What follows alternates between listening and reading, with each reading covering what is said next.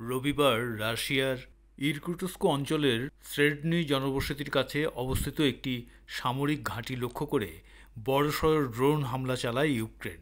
তাদের দাবি, ওই হামলায় অন্তত 40টি রুশ সামরিক বিমান ধ্বংস হয়েছে। এই বিমানগুলির মধ্যে রয়েছে TU-95 এবং TU-22, দুটি যুদ্ধে ব্যবহৃত বোমারু বিমান, যা সাধারণত দূরপাল্লার ক্ষেপণাস্ত্র নিক্ষেপ করার জন্য ব্যবহার করা হয়। তবে এখন পর্যন্ত ওই হামলায় ক্ষয়ক্ষতির কোনো খবর পাওয়া যায়নি। রাশিয়া ইউক্রেনের অভ্যন্তরীণ নিরাপত্তা সংস্থা উদ্ধৃতি করে সংবাদ সংস্থা রয়টার্স এই তথ্য জানিয়েছে।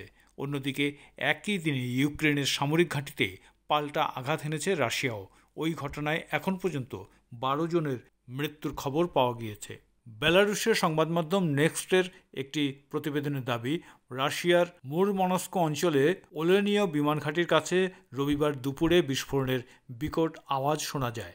পরক্ষণেই কালো ধোঁয়ায় ঢেকে যায় চারিদিক। উল্লেখ্য, ওই ওলেনিয়া রাশিয়ার অন্যতম গুরুত্বপূর্ণ বিমান ঘাঁটি।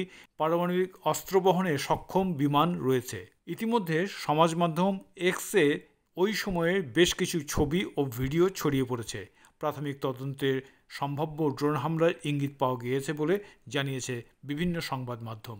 ইউক্রেন রাশিয়া যুদ্ধ শুরু হওয়ার পর থেকে এখন পর্যন্ত রাশিয়ার সামরিক ঘাঁটি লক্ষ্য করে যতগুলো হামলা হয়েছে তার মধ্যে অন্যতম বড় মাপের হামলা এটি।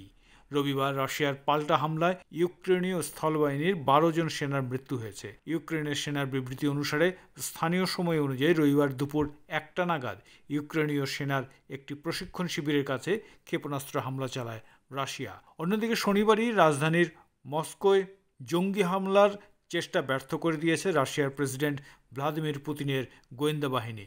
সেখানকার একটি পার্ক থেকে উদ্ধার হয়েছে বিপুল পরিমাণ ইম্প্রোভাইজড এক্সপ্লোসিভ ডিভাইস, যেগুলো জনকীয় স্থানে বসিয়ে বিস্ফোরণ ঘটানো হলে বহু মানুষের মৃত্যু হওয়ার আশঙ্কা ছিল। এই জঙ্গি হামলার চক্রান্তের জন্য ইউক্রেনের প্রেসিডেন্ট জেলেনস্কিকেই দায়ী করেছে রাশিয়া।